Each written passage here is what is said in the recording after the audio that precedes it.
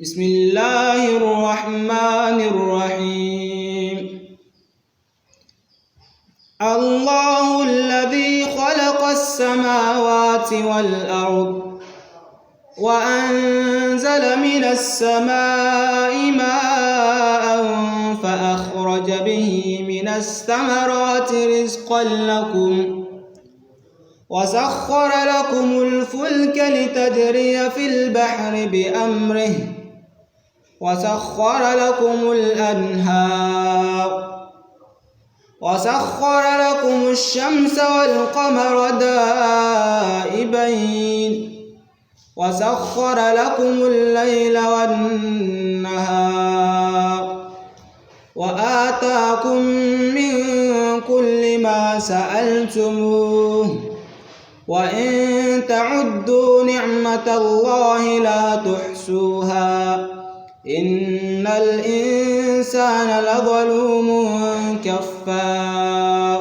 وإذ قال إبراهيم رب اجعل هذا البلد آمنا واجنبني وبني أن نعبد الأصنام.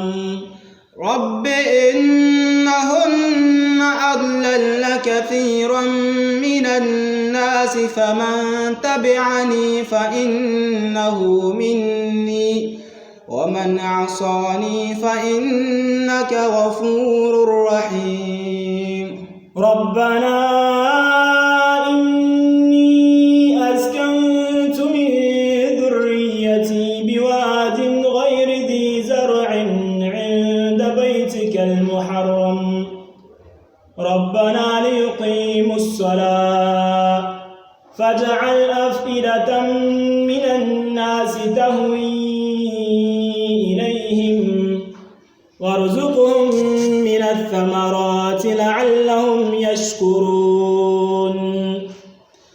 ربنا إنك تعلم ما نخفي وما نعلن وما يخفى على الله من شيء في الأرض ولا في السماء.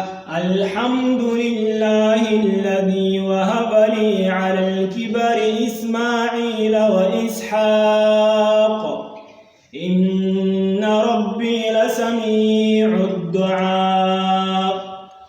رب اجعل لي مقيم الصلاة ومن ذريتي ربنا وتقبل دعاء. ربنا اغفر لي ولوالدي وللمؤمنين يوم يقوم الحساب.